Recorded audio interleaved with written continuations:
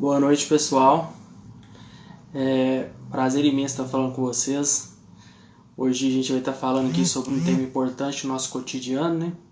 Que é a carga tributária.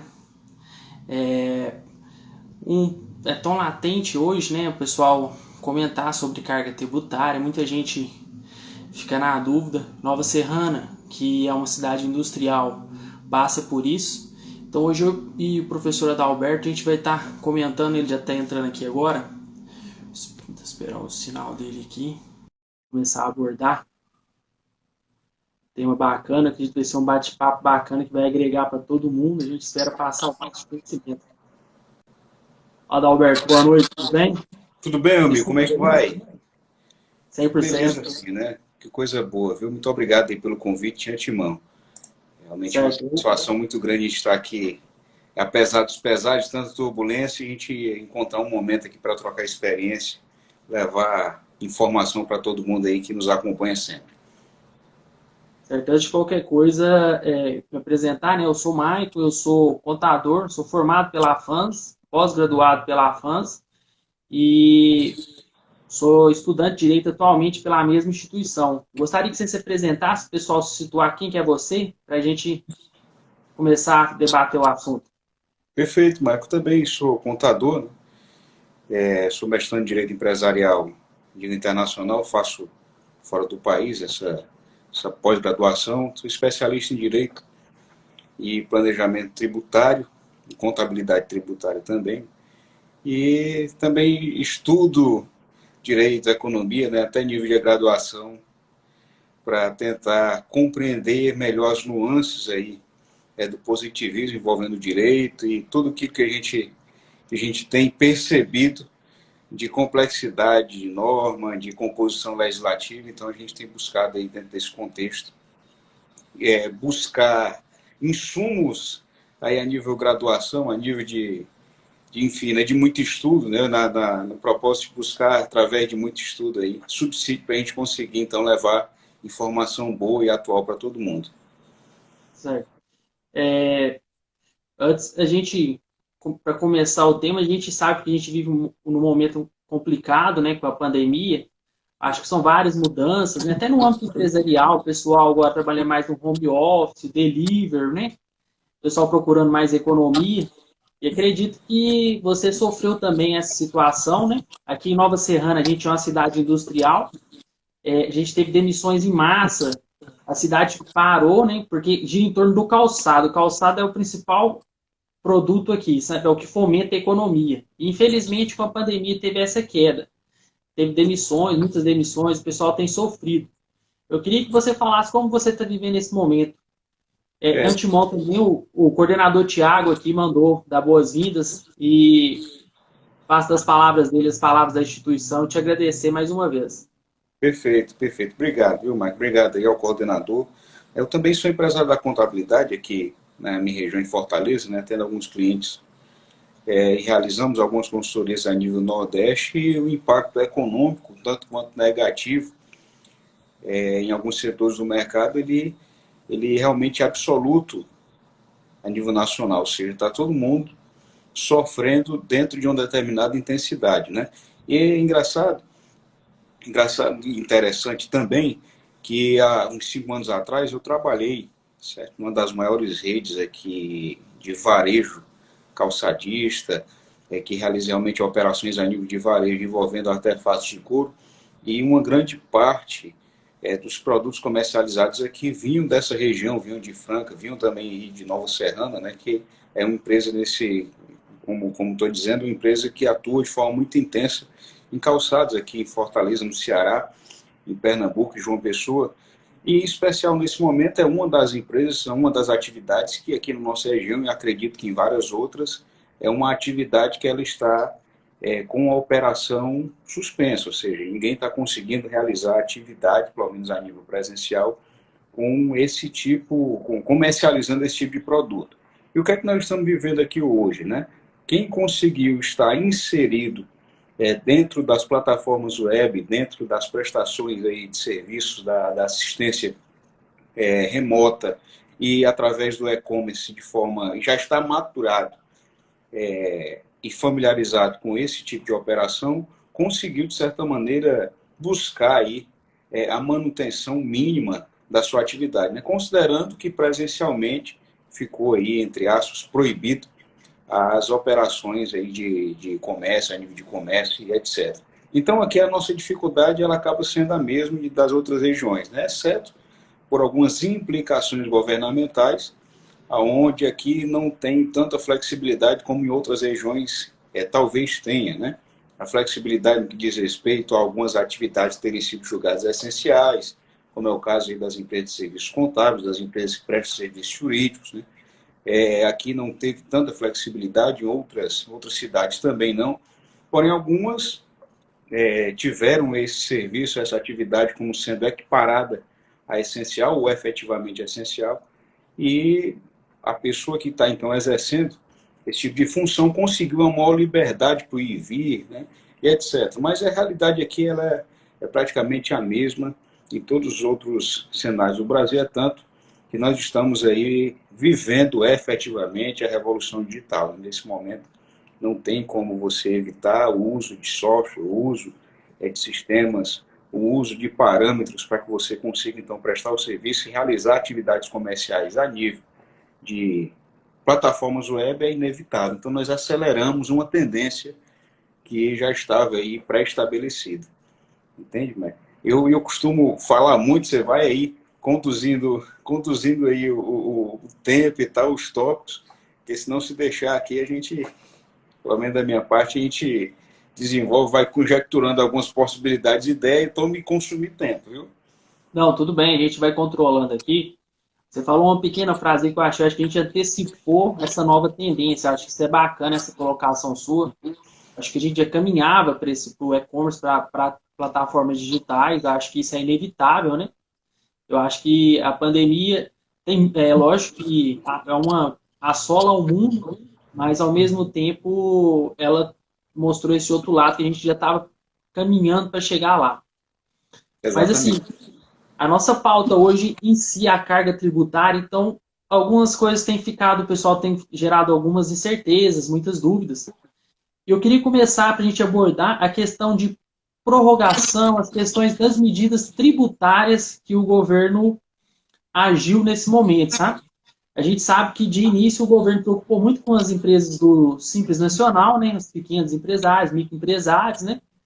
E eu queria começar assim, a gente fala primeiro da resolução, né, 152 e 154, que foi a prorrogação, né, do imposto do... O pessoal fala, vou falar da maneira mais popular para o pessoal se atender, né, do DAS. E Sim. gerou alguma divergência porque foi por 6 meses, né,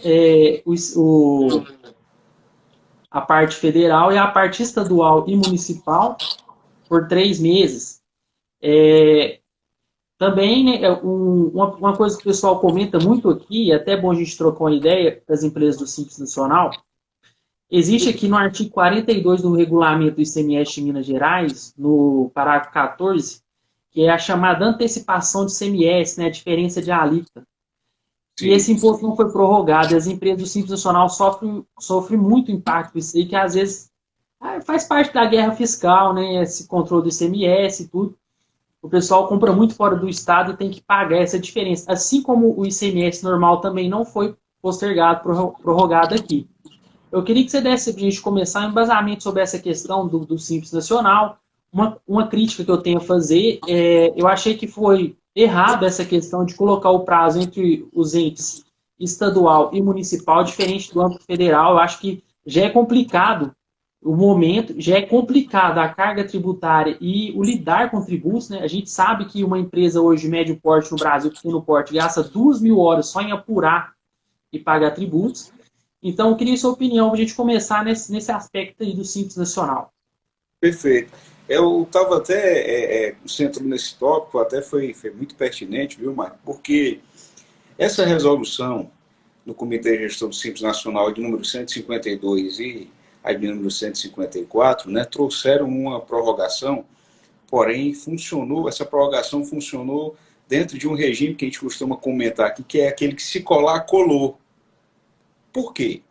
Se nós pegarmos a resolução aí, número 140, de 2018, que foi uma resolução que consolidou praticamente as outras anteriores, a nível de apuração, de opção e etc., dentro do próprio Simples Nacional, nós vamos ver que no rol das que foram revogadas, não está uma outra resolução que já prevê o recolhimento dos tributos dentro do Simples na situação em que o próprio Estado ou município ele se encontra ou ele declara o estado de calamidade. Essa resolução já previa que os tributos dentro do Simples Nacional seriam recolhidos, prorrogados, né, a sua data de vencimento ou de recolhimento, assim, data limite de recolhimento de até 180 dias.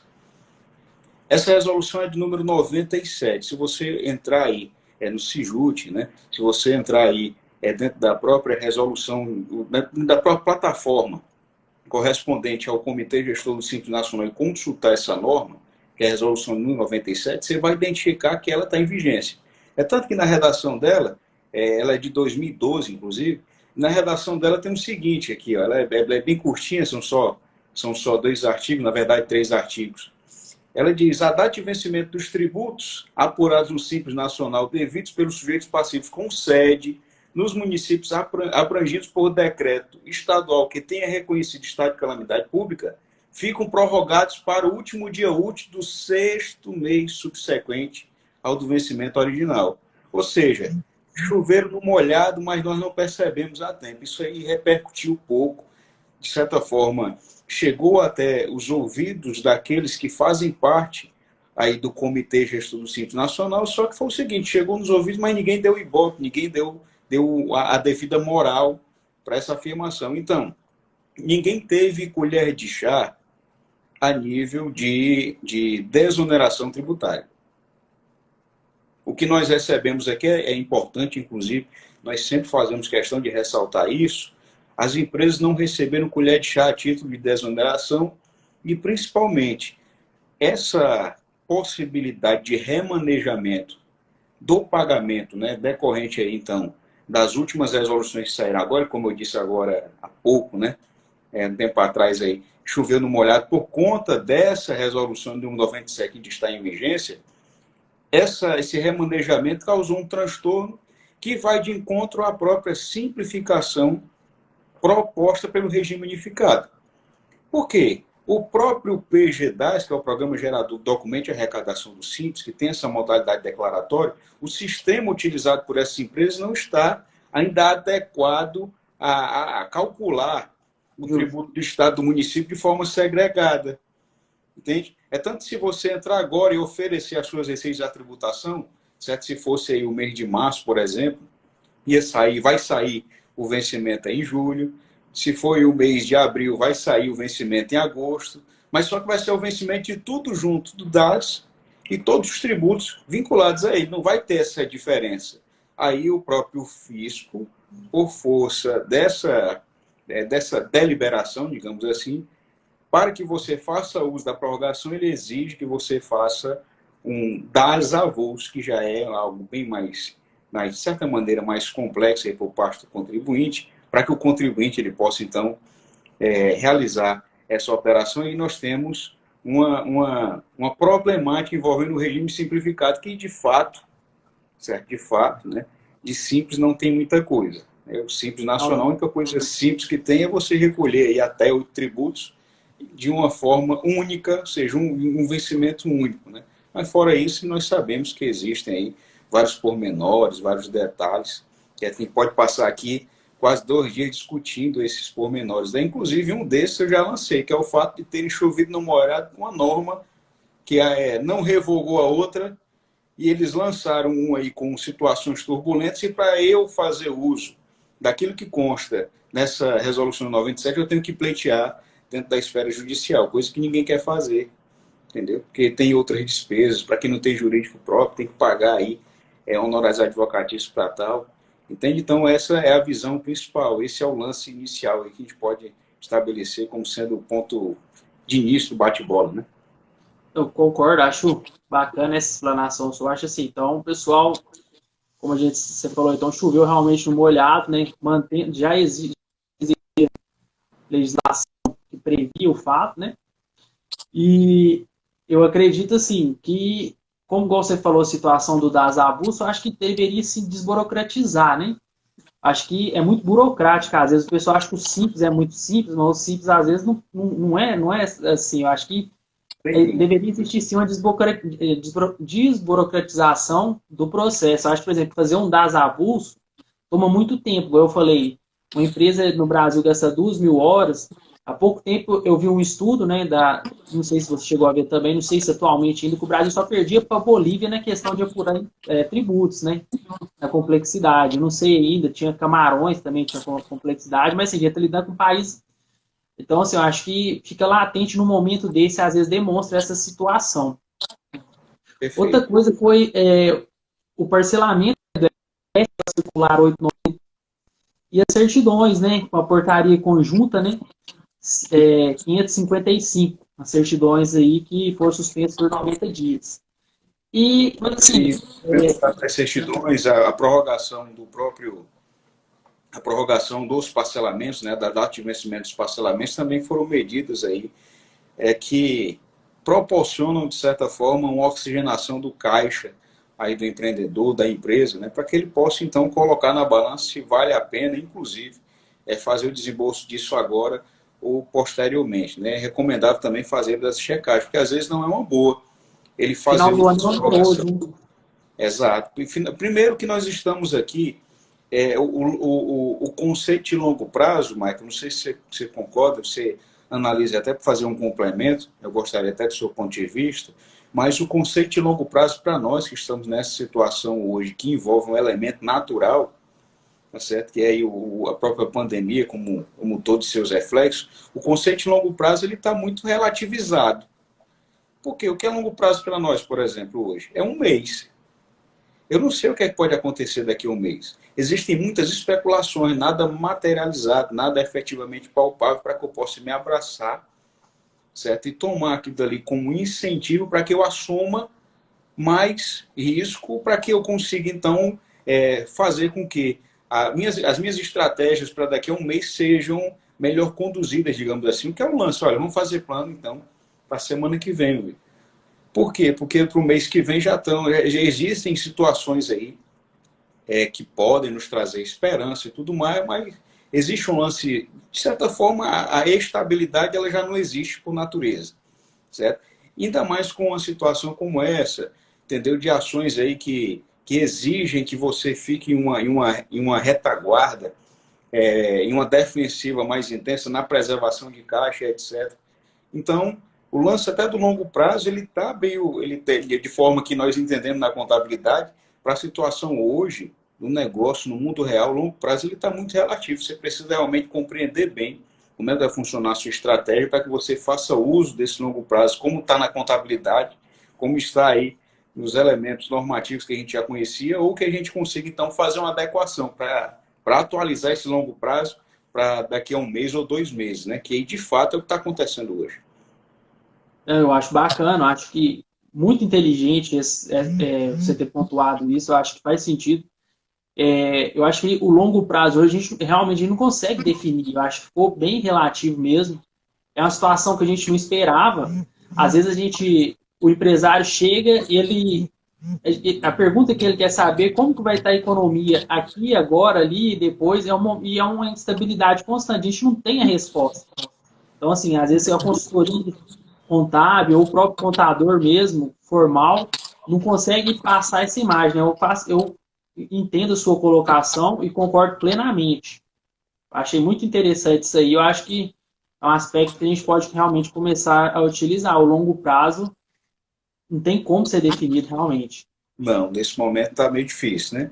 Mas é isso, a gente vai ter então que reprogramar aí a estratégia, até mesmo reprogramar as ideias envolvendo gerenciamento de recursos, gerenciamento financeiro, dentro dessa proposta de hoje. A gente vai ter realmente que fazer aquilo que nós sempre fazemos, mas de uma forma bem mais pensada, né? Que é isso de matar o leão por dia, mas economizando energias para conseguir, então, superar o leão que pode ser mais forte no dia seguinte. Essa é a realidade das empresas, né? E o profissional da contabilidade, do direito, ele precisa efetivamente se destacar nesse momento, assim como já vem se destacando, sem nós darmos aí crédito a algumas infelicidades que estão sendo comentadas ou propostas aí por parte de alguns influencers, né? Nós realmente temos que buscar aí mecanismos, temos que buscar meios para conseguir fazer com que o tomador do nosso serviço ele nos veja como sendo um elemento estratégico nesse momento e depois dele. Continuando, né, a gente, só essa questão para a gente dar um pouco mais de andamento, a questão agora, sim, continuando, o PIS/COFINS também, né, portaria 139, prorrogado. O ISS-QN, né, que pode ter até um teto de 5%. Aqui em Nova Serrana continua a cobrança normal. E, assim, terminando um pouco essas questões, né, também teve a questão do INSS, né? Sim. Que algumas questões. Então, assim, pegando um gancho sobre todo esse aparato que foi feito. Eu acho assim, a postergação, igual a gente já falou, a gente não sabe qual vai ser a segurança econômica que a gente vai ter no futuro. A gente não sabe o aqui, o agora, como vai ser. Tem gente que está muitos empresários, as pessoas estão aderindo aos parcelamentos, a esses benefícios tributários concedidos, mas a gente não sabe como que vai ser o andar da carruagem e também uma coisa que eu friso muito, que o final do ano é um período muito oneroso, né? Sim, demais. Aqui em Nova Serrana o pessoal fala de uma forma mais coloquial, acerto, 13º, tal, o pessoal fica o pagamento e tal. Então, eu queria ver a sua opinião. Você tem alguma opinião? O governo até lançou o PRONAMP, né, que é o Programa Nacional de Apoio às Microempresas, né, de pequeno porte, para tentar, às vezes, elevar, né, a capacidade financeira dessas empresas. Tem todo o mecanismo para aderir, né? A taxa Selic 3% ao ano, crescida de 1,25, né? Dividida até em 36 parcelas. Se eu estiver enganado, depois você me corrige, falando de cabeça, não sei se você também está situado direitinho sobre ela. Então, eu queria saber a sua opinião, como que você enxerga, mesmo com todos esses benefícios, a gente já falou sobre essa estabilidade, que a gente não sabe como que vai ser, como você enxerga esse novo mecanismo? Você acha que a contabilidade agora ela vai ter que se mutar? Ela vai ter que agir de forma diferente? Ela vai ter que agir de uma proximidade maior? O contador formal ali sentado, nesse momento da pandemia, ele não vai conseguir exercer de uma maneira eficaz o seu trabalho? Você acha que vai ter que acompanhar de uma maneira mais próxima?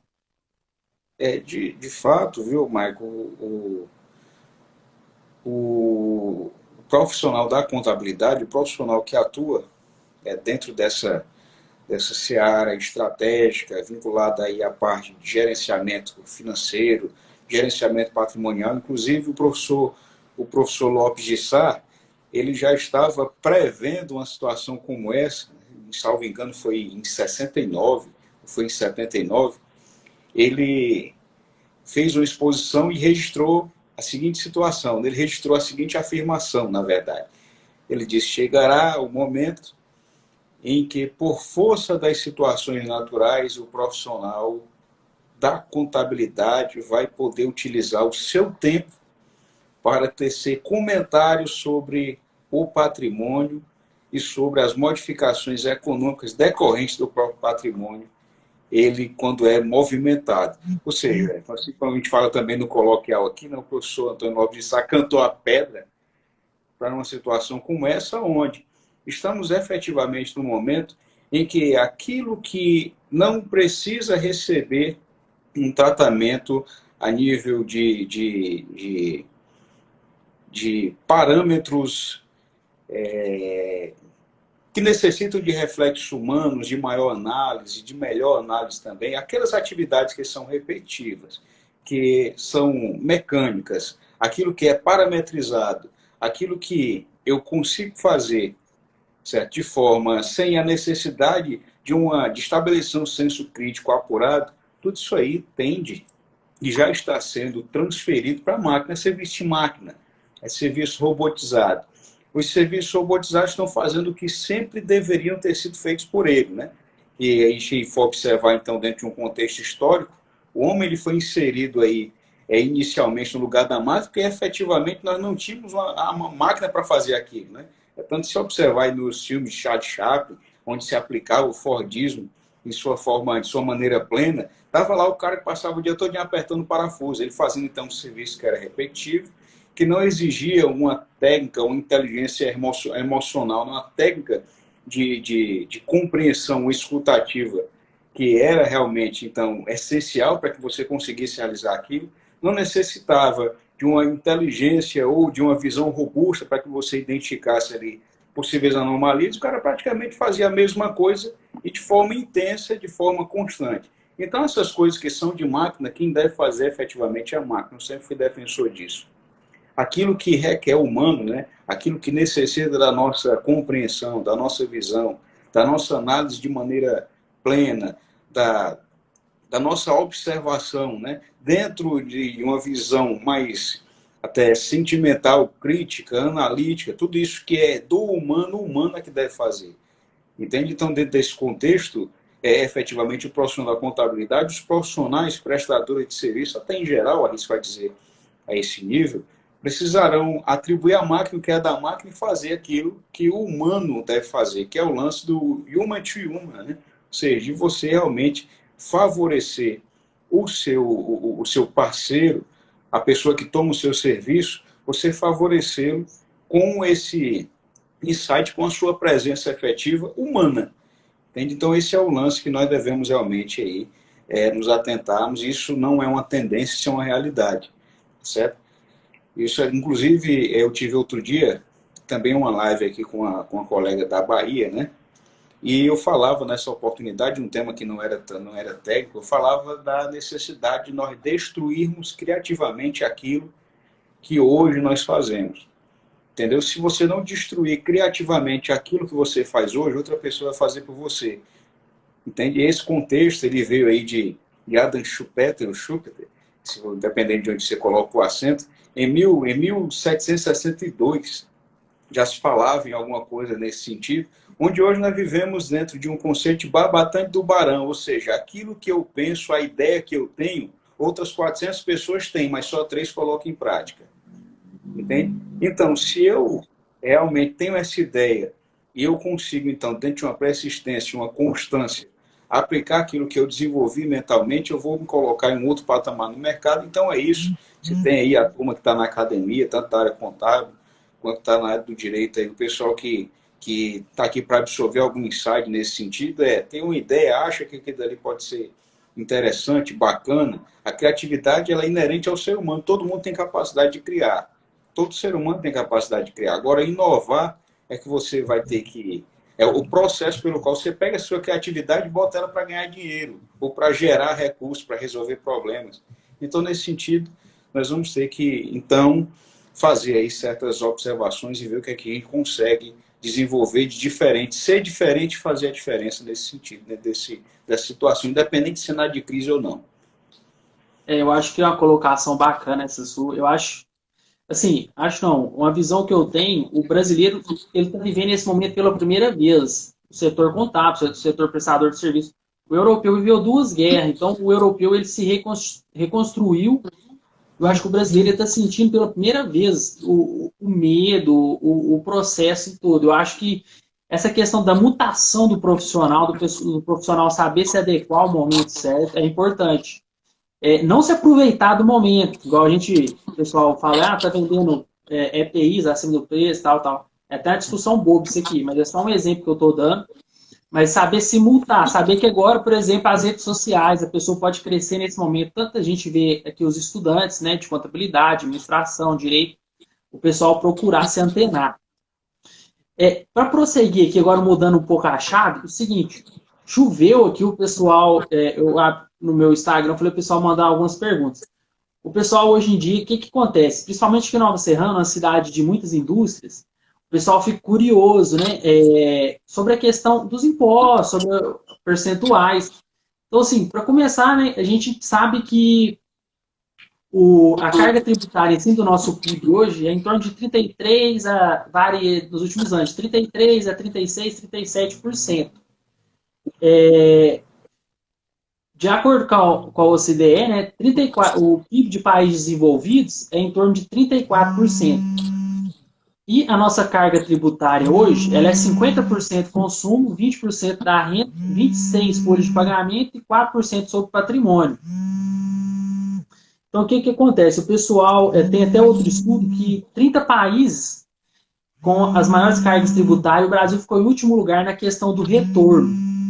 A gente sabe que o tributo, ele está aqui desde muito tempo enraizado, né? Começou com o quinto, que era paga a coroa portuguesa, por volta de 1500, 1530. O quinto do pau-brasil, né? O quinto do pau-brasil, justamente.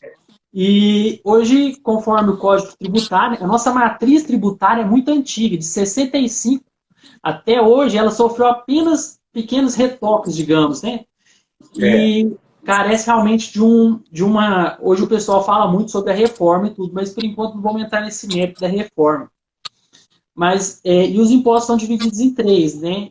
Os tributos são divididos em três: impostos, taxas e contribuições de melhoria.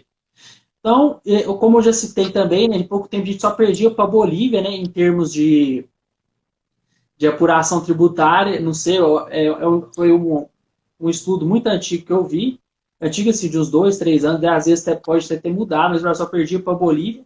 E o brasileiro trabalha 156 dias no ano para pagar imposto. E com a Constituição de 88, voltando isso aí, o PIB nosso, 23% dele era sobre incidir a carga tributária. Então, ou seja, cresceu 10%. Na época, o Brasil, como o imposto, que é um dos três, tem que ser dividido com os estados, o Brasil criou duas contribuições muito onerosas. Eu acho que eu posso colocar aí, né, a contribuição social e o COFINS, para ficar para ele, né? Se você discordar depois, você pode falar também. E o que foi? Eu acho que o nosso estado está muito inchado. Isso é verdade. Então, assim, eu acho que o Brasil carece de uma organização tributária melhor. Mas isso é complexo, né? Há quem diga, estudiosos, que demanda 50 anos para a gente se adequar a essa reforma tributária. Além do mais, a nossa matriz antiga, e ela é muito diversificada, né? Até porque, o que acontece? A gente tem 27 estados, né?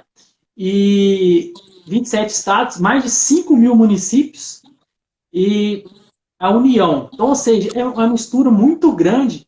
E para o contador, além de toda essa diversidade, existe um número enorme de obrigações tributárias, de obrigações acessórias. Eu queria a sua opinião. A gente sabe que hoje o carro-chefe, às vezes, de tributos que a gente recorta é PIS, COFINS e ICMS. O IPI e o ISS. O IPI aqui em Nova Serrana, o pessoal costuma isolar ele, porque o calçado é alíquota zero, o pessoal não fala muito do IPI. E aí também, o IPI também acho um pouco estranho, que ele meio que vira custo no meio da cadeia, né? Muita gente critica isso aí. Mas fazendo uma lapidada sobre essa questão nossa tributária. Eu queria que você desse uma repassada nisso também, qual que é a sua visão. E se você tem esse pensamento também, essa matriz tributária de 65, 66, e os números negativos, isso tudo que eu disse reflete nisso. O Brasil está muito mal estruturado de forma de organizar as questões tributárias e demais. Além do contencioso também, que eu acho que muita gente fala a questão de investimento, só para finalizar um pensamento, que o contencioso tributário, esse corpo a corpo, além de atrapalhar investimento, causa muito medo nos empresários, na grande massa de empresas do país. O que a gente tem percebido, e através de análises técnicas também, né, é que o grande problema, além da própria complexidade em nível tributário, mas um dos elementos que provocam essa complexidade, Michael, é a necessidade de nós fazermos aqui, como a nossa tributação é muito aplicada sobre o consumo, e os tributos incidentes sobre o consumo, eles também representam a maior fatia da arrecadação aí a nível governamental, pelo fato desses tributos serem cobrados de forma bem intensa sobre o consumo, e esse consumo ele ser diversificado na forma de produtos, toda vez que você tem a necessidade de fazer uma classificação de produtos, e essa classificação é a critério do próprio declarante, ou seja, do contribuinte, e nem sempre, ou na maioria das vezes, existe uma discordância por parte dessa classificação oriunda do fisco, nós vamos ter aí o que conhecemos por litígio e, consequentemente, contencioso. Então, existe aí um quantitativo bilionário, tá certo, em volume de tributos que estão sendo discutidos no contencioso por conta, na maioria das vezes, de classificação tributária. Classificação no sentido de você considerar o lance mesmo da exclusão de ICMS da base de cálculo do PIS da COFINS. É um dos casos, é um dos temas que também nasceu do critério classificação tributária. Aquele de você considerar o próprio PIS e a COFINS, a apropriação de créditos, quando você observa o item dentro de sua essencialidade e o classifica como insumo. Também, a grande maioria das disputas judiciais no âmbito do CAF, no âmbito da própria Justiça Federal, envolvendo essas contribuições, nascem do elemento classificação. Então, quando você faz ou começa a ter a ideia da migração dessa tributação, que é sobre o consumo, para a renda, aí nós vamos aí eliminando gradualmente, gradativamente, grande parte dessas situações e desses contentes que hoje se estabelecem, certo? A situação a nível tributário nosso aqui, a complexidade desse sistema, também não é uma coisa nova, né? Há muito tempo vem se discutindo a reforma tributária, há muito tempo vem se discutindo uma reforma a nível de transformação dessa multiplicidade de tributos que são cobrados em alguns que estão, ou pelo menos um só, que esteja diretamente ligado ao consumo. E aí vem à tona a necessidade de se realmente estabelecer uma tributação sobre a renda de maneira mais intensa. Aí lança a discussão sobre o IGF, né, o Imposto sobre Grandes Fortunas. Mas aí já vem um outro problema de classificação. O que é grande fortuna? Grande fortuna para fim de tributação do IGF. Será que então que nós vamos estar onerando o próprio servidor, um servidor, um empresário que possui? O que é uma grande fortuna? É você ter 2 milhões de patrimônio, mas você pode ser classe média e ter 2 milhões de patrimônio. Você concorda? Você pode ter um bem hoje que se valorizou e está nesse montante aí. Você pode ter um conjunto de operações que estão nesse montante. Quanto seria, então, 1 bilhão? Ah, mas quantos bilionários nós temos no país? Então, nós vamos estar sendo seletivos dentro dessa cobrança envolvendo o próprio GF. Isso aí é uma discussão que se estabelece, tem várias ramificações, que talvez nem seja o caso da gente se aprofundar disso nessa oportunidade, mas envolvendo o lance da evolução dessas cobranças, a evolução aí das situações envolvendo o cenário macroeconômico, o seu reflexo dentro da própria tributação. O que a gente observa hoje são algumas oportunidades também, né, mesmo em meio a essa turbulência, são algumas oportunidades, alguns questionamentos envolvendo políticas de flexibilização tributária, onde, no momento, né, apesar de existirem várias exposições e um marketing muito intenso em favor aí do PRONAMP, esse programa de apoio à micro e pequena empresa, mas isso aí coloca um indivíduo, certo? Mesmo que exista o Tesouro Nacional como um avalista, mas isso coloca um terceiro, que é uma pessoa jurídica de direito privado, e na maioria dos casos até de direito misto aí, ou público, que são em alguns bancos, e fica a critério do banco ele burocratizar ou desburocratizar o acesso a esse crédito. O que é que a gente tem visto hoje? O próprio governo faz um anúncio muito bonito, um marketing muito intenso, bota aí uma manchete muito chamativa, mas na prática o dinheiro não chega na ponta. Entende? O microempresário, o pequeno empresário tem uma dificuldade enorme em solicitar esse crédito. Aqui, por exemplo, nós temos a Associação Nacional dos Restaurantes. Não sei se você chegou a visualizar essa notícia, mas a Associação Nacional dos Restaurantes, de todos que fazem parte, e de todos esses que fazem parte pediram um crédito ao governo, na verdade aos bancos, 84% teve o crédito negado. Por que teve o crédito negado? Se existe uma plataforma de seguridade na forma de avalista, ou na forma de colocar o próprio governo, o Tesouro Nacional, né? Como existe a previsão aí dentro desse programa na qualidade de avalista, antes mesmo desse programa, na forma das medidas provisórias que foram editadas anteriormente, por que foi negado o crédito? Ah, porque o cara está com restrição. Meu amigo, nesse período, qual empresário que não está com restrição? Qual é a empresa que não está com problema aí com fornecedores, porque em alguns estados houve até um anúncio um pouco mais prévio, dando aí um certo prazo para que o empreendedor, o empresário, ele adequasse sua operação. Em outros estados e municípios foi assim, olha, a partir de amanhã tu não vai poder mais funcionar. Como é que eu vou fazer então?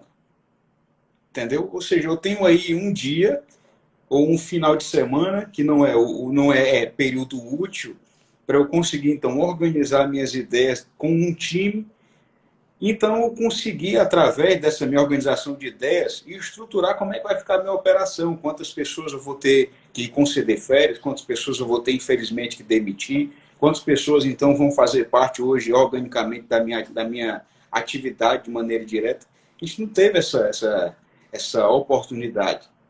Entende? Então, tudo isso deságua aí nessa problemática. Eu tenho problemas, então, envolvendo credores e fornecedores, certo? Envolvendo devedores e fornecedores. E aí isso chega até... Nós chegamos a essa conclusão de que os anúncios são bons, mas precisamos buscar maneiras, o governo, aí é um lance governamental, isso já deve ser plano de Estado, né, de governo para esse período, independente de quem esteja à frente das ideias por parte do poder público, isso precisa ser materializado.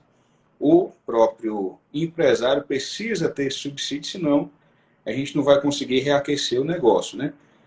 E nesse contexto, sobre aí a tributação relacionada ao consumo, uma complexidade aí de tempo que nós utilizamos para poder entregar essas obrigações acessórias, a forte tendência é que se resolva, pelo menos fique mais brando, com a implementação de um tributo único sobre o consumo. Que aí vem as discussões, né? Vai ser um IVA, vai ser um IBS, Imposto sobre Bens e Serviços.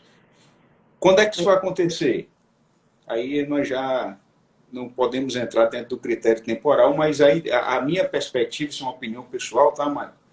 É que como o Estado, ele já estava, o governo como um todo, ele já estava com problemas, certo? E com insuficiência de caixa até certo ponto, como agora essa insuficiência ela é ainda mais latente, na minha visão, a tendência é que agilizem essa transformação e essa reforma, para que eles possam, então, mexer no bolso aí do contribuinte, porque eu nunca ouvi falar em reforma que não aumentasse carga, certo? Em um contexto geral. Então, esse talvez seria o momento, certo? Infelizmente, do governo fazer essa movimentação, ou começar essa movimentação com o propósito de aumentar a arrecadação para compensar aquilo que está sendo utilizado hoje com os programas emergenciais e assistenciais que a gente tem visto aí, certo? Essa é a minha visão, Mike, dentro desse contexto aí. Não, eu acho compacto da sua opinião. Eu acho que você deixou muito que eu friso também é o seguinte: o governo toma as medidas, não só agora em meio à pandemia, mas parece tornar tudo muito fácil, quanto à própria questão do crédito, né? Parece ser muito simples, mas não chega realmente até a ponto. O empresário sofre isso, o empresário pequeno ele tem dificuldade. Essa questão já é complexa, né? Mas eu acredito que seja realmente um ponto que a gente pode até tocar, os pessoal, quem está estudante, pode até, são temas latentes aí, pessoal, observar a dificuldade do pequeno e do médio empresário tem de lidar com essa situação, com a burocratização e para buscar esses recursos, que realmente a medida em si é muito bonita, mas para chegar até lá é complicado. E pegando o gancho, eu só queria, assim, a questão do tributo hoje, por exemplo, aqui em Nova Serrana, é tão complicado, eu já até dei esse exemplo, a questão da guerra fiscal, fugindo até um pouco da pandemia, o pessoal pediu para abordar, às vezes, fico curioso, que é fazer um galpão anexo. Aí a pessoa vai fazer um galpão anexo na cidade vizinha, porque lá teve benefício fiscal. Então, ou seja, assim, a questão da tributação hoje, a nossa matriz de 65, ela está parada, a gente tem evolução, né? Nota fiscal eletrônica, SPED, mas para você ver, ela influi na economia. Às vezes a pessoa está gastando mais com estrada, caminhão, funcionário para levar matéria-prima de uma cidade a outra só porque ela tem benefício fiscal, do que fazer um galpão aqui. E quanto a essa questão da tributação do consumo, Eu também concordo, eu acho que a pequena massa que tem no Brasil, eu acho que é difícil realmente esse pessoal que tem grandes. A gente vive um país de extensão continental com diversificação muito grande de, do, da classe econômica, e a gente trabalhou hoje com a tributação de consumo regressiva, né? Ela que desconsidera, falando da maneira mais simples, a pessoa mais rica ou mais pobre. E fala-se muito na progressiva, né? Que seria através do ganho. Então, acho que isso tomou uma discussão muito grande entre o pessoal, né? O pessoal acha complicado, mas, ao meu ver, hoje, como eu tenho dito, a gente tem sobre o PIB que mudou, né? O PIB, antes no Brasil, uma coisa que a gente tem que colocar aqui também, que o pessoal não observa, faz parte, o PIB nosso antes não incluía muito serviço, né? Então, essa matriz antiga nossa, tanto da tributação quanto das questões econômicas, tratava indústria e comércio, deixando um pouco o serviço de fora. Então, hoje o serviço faz a grande parte também, né? E quanto à questão de tributar as grandes fortunas, que eu friso é o seguinte, eu penso que a gente tem que procurar primeiro, para a gente passar, por exemplo, para essa parte progressiva, a gente tem que ter uma capacidade contributiva maior do contribuinte. Eu vejo que primeiro o Brasil deveria aumentar a renda da população para depois procurar fazer essa. Eu sou contra, às vezes, por exemplo, nos Estados Unidos, o pessoal paga imposto sobre doação, bens, direitos, muito alto, que no Brasil é muito baixo. Assim também o imposto sobre grandes fortunas seria uma classe muito pequena. Essa classe muito pequena não pode pagar. Ela é bem sucedida financeiramente, ela não pode pagar pelos demais. Então, acho que para aderir a esse sistema de um IBS, né, sobre o consumo, onde às vezes devolveria o crédito, porque hoje a pessoa não enxerga. Eu vou ser sincero, a gente como faz a análise tributária, o imposto, o ISS não conversa com o ICMS, então o crédito de um se perde. Então o que a pessoa está pagando sobre o consumo, que ela acha que está realmente incidindo de imposto ali, está perdido. O que eu vejo que muitos tributaristas têm falado isso, né?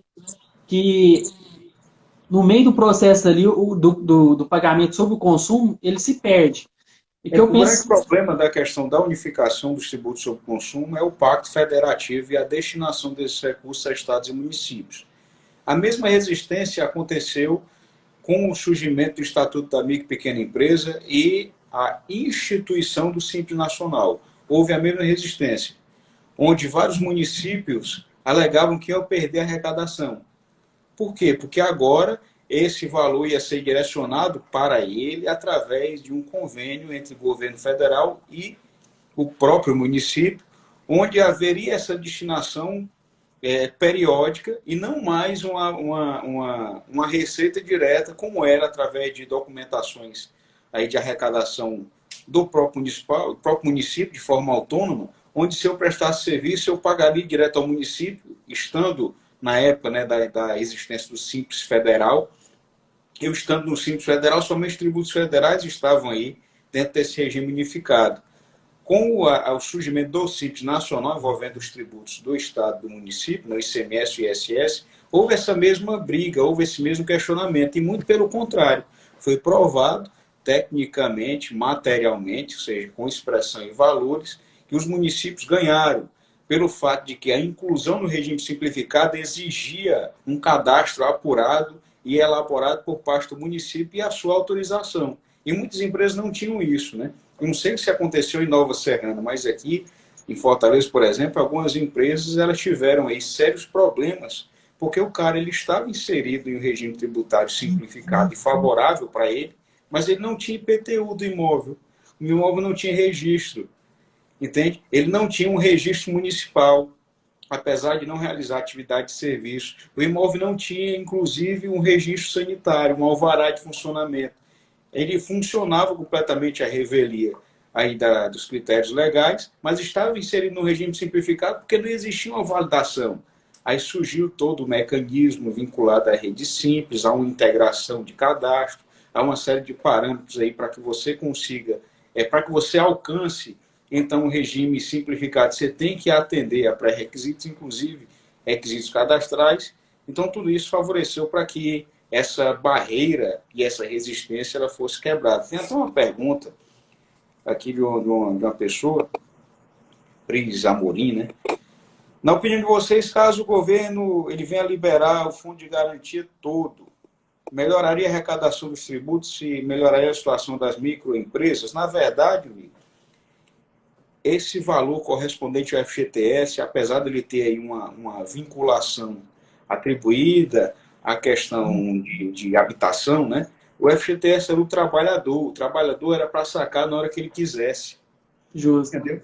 É o dinheiro do trabalhador. Eu não posso fazer desse valor que é do trabalhador um empréstimo compulsório a um banco público.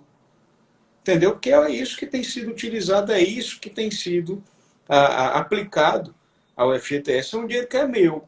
Eu não posso sacar, inclusive, né, antigamente, antes aí da própria reforma trabalhista, se eu saísse aí a pedido de alguma empresa, ficava lá o valor e tal. Mas por quê? Por que tem que ser feito isso? Né?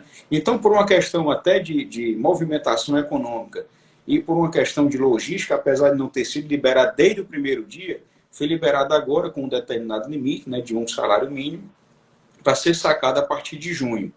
Certo? Então, a partir de junho, você vai ter esse saque. Aconteceu com os R$ 500 da mesma forma, né? Não teve o saque aniversário dos R$ 500 da FGTS.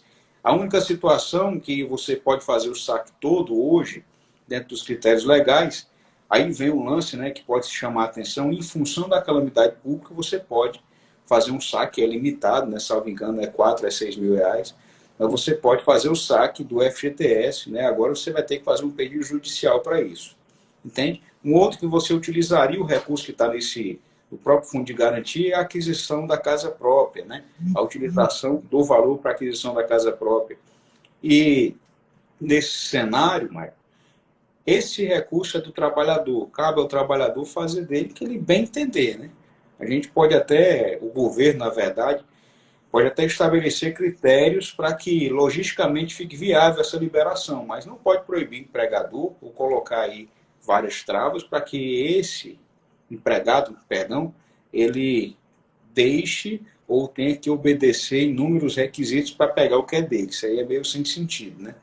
Não, isso é bem ciente, né? A questão também do banco estatal, né? Dele, o dinheiro do trabalhador. Eu também compactuo dessa ideia. É até interessante a pergunta, porque num momento como esse, o cidadão se sente acuado, né? Então ele sabe que é uma receita dele, mas aí já cai de novo, acho que na complexidade burocrática que a gente vive. Estendendo um pouquinho a tributação, para ele pegar, por exemplo, o valor total, um exemplo, se ele hoje adere ao sistema saque aniversário, caso ele seja demitido, ele vai passar por complicações. Tem essa opção do saque aniversário, ela tira o valor sobre a rescisão. Então, acho que essa burocratização cai também no que a gente já estava falando, né? Até sobre mudanças, sobre todo esse processo burocrático. Mas, assim, está estourando um pouco o tempo. Para finalizar, a gente trata agora o momento, assim, eu até estava falando ali sobre a questão de tributação, mudança e tal, sobre o processo regressivo, progressivo, você terminou bem. A gente tem que olhar agora uma elisão fiscal de qualidade, né? Eu acho que o contador e o empresário têm que trabalhar junto, porque a pandemia é algo que está assolando ao mundo, então está afetando economicamente a todos. A gente sabe que tem esses projetos, igual a gente falou no início, a questão das postergações, impostos federais, âmbito estadual, municipal, Minas Gerais ou no seu estado, mas a gente tem que entender que é uma gestão tributária inteligente agora. Como já falei, final do ano é um período muito oneroso. A gente não sabe, você também situou muito bem como a questão do longo prazo, a gente não sabe o que vai ser o aqui e o agora. E o que eu deixo aqui para a classe empresária, junto com a classe contadora, é isso, tem que tentar parametrizar a questão de uma gestão inteligente na elisão fiscal para tentar se manter e não se perder nesse caminho. Queria suas palavras também a respeito disso. A gente sabe que o momento é complicado, mas o olhar nesse novo horizonte. O que eu posso registrar, Mike, nesse contexto é que para as empresas, em especial algumas indústrias aí que você deve ter em grande quantidade na sua região, é que existem algumas situações que deixam uma boa margem para uma discussão e até mesmo para utilizar os recursos dessas atitudes, né, ou usados para essas atitudes, para fins aí de dedução de tributos sobre a renda, como é o caso do imposto de renda, contribuição social. Como é isso, né? Algumas empresas hoje, indústrias de médio e grande porte, que estão no lucro real, estão colocando o colaborador para ele trabalhar de casa, está pagando aí o pessoal que faz ginástica para movimentar essa pessoa, está Só, sendo só uma obrigado, à Só um vontade. adendo rapidinho aqui. Só uma brincadeira rápida aqui. A carga tributária atrapalha tanto que aqui em Nova Senhora as empresas estão muito no simples, porque na hora que vai para estourar o limite, o empresário nem procura saber, fala assim, eu vou segurar um pouquinho, senão vou ter que ir para o presumido. Eu sei bem como é que funciona. E nesse sentido, até mesmo independente de alguns desses casos, de estar independente do regime de tributação, em algumas oportunidades, você consegue se apropriar aí, de certos instrumentos Certo. para fins de elisão fiscal e economia tributária, certo? Mas nos casos, por exemplo, do lucro real, né? Algumas empresas estão fazendo isso, o cara está pagando. Aí teve uma empresa aí, que não sei se foi eu não recordo o nome da empresa agora, mas em São Paulo houve uma empresa que ela abriu um hospital de campanha. Entende? Tem supermercado aí no Simples, ou melhor, né? Tem alguns supermercados, algumas empresas, na verdade, independente se é supermercado ou não, que foi obrigado pelo governo a passar, a disponibilizar álcool gel para o povo aí, né? Esse valor que ela utiliza para esse álcool gel é essencial à atividade, né? Atende alguns requisitos do próprio regulamento de imposto de renda, que fala das despesas dedutíveis, de acordo com o artigo 311, da usabilidade e tal. Dentro desse contexto aí da necessidade, da normalidade, que está lá no decreto 9.580, que é o novo regulamento do imposto de renda, no artigo 311, eu posso usar esse benefício que eu concedi ao empregado, uma cadeira, um móvel que eu comprei para ele conseguir fazer o home office de maneira adequada, posso usar isso aí como parcela dedutiva? Então são pontos que eu preciso observar, né? E dentro do próprio Simples, dos outros regimes, quem optou pelo regime de caixa no início do ano, entendeu? Nesse momento pode estar aí até com um certo fôlego.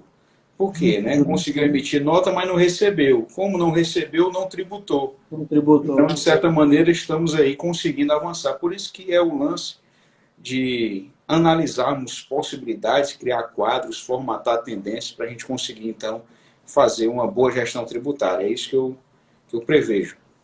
Um planejamento tributário é importante. Eu acho que mesmo fora da pandemia, igual você citou o exemplo, hoje em dia, principalmente em Nova Serrana, o pessoal se atenta muito ao regime de competência. O regime de caixa é muito esquecido. Mas no momento, pegando como exemplo agora, né, a pessoa, por exemplo, não recebeu, então, não, como é no fluxo do caixa, ele não vai pagar. Isso engloba muitas vezes o planejamento que o empresário não se atenta, né? Às vezes está tendo uma carga tributária muito onerosa por falta do planejamento tributário e dessa elisão fiscal constante. Eu queria tentar também só uma criticazinha à elisão fiscal hoje em dia. Não sei como é que está a questão do tempo, Michael, mas acredito que deve estar no limite. Quase acabando. Às vezes tem uma sinalização aí, mas eu já aproveito, certo, para deixar meus agradecimentos aí à turma que nos acompanhou até agora, né? Apesar dos pesares, teve uma boa média, entende? E eu não me apego à quantidade, existem aí lives de conteúdo excepcional que tem também pouca aderência, a depender da visão que você atribui, mas o importante é nós deixarmos aí informação, conhecimento do povo. Então, já agradeço a todo mundo aí, né? Aí fica com você, para você fazer suas considerações e pontuações aí à sua vontade. Não, eu só ia contextualizar isso mesmo, essa questão tributária, que muitas das vezes não tem esse olhar, né? O pessoal igual já vai ficar muito latente essa crítica minha à carga tributária, mas é isso, né? Porque é a carga tributária confusa e que realmente atrapalha muitas das vezes. Haja visto que uma pessoa hoje que ganha, vamos supor, a pessoa ganha 5 mil reais e paga 42% de imposto entre o que recebe e o que paga. E uma pessoa que fatura muito mais no lucro presumido paga 11%. Isso. Então, é uma complexidade e o planejamento tributário, apesar dessa carga tributária nossa confusa, é essencial. Eu acho que fica muito evidente no momento que a gente está vivendo que o planejamento tributário, mesmo com os benefícios, já tinha que existir e tem que ser conceituado de forma ampla nas empresas. E para finalizar, eu queria agradecer, aprendi muito, foi uma honra, muito obrigado pelo Eu te convite. O agradeço. vídeo vai ser baixado e postado, o pessoal pode acompanhar. Agradecer ao Tiago, ao Helder, a todo mundo da faculdade. E muito obrigado mesmo, muito obrigado. Foi uma honra participar e trocar palavras com você. É isso, foi meu. Um abraço para vocês aí, saúde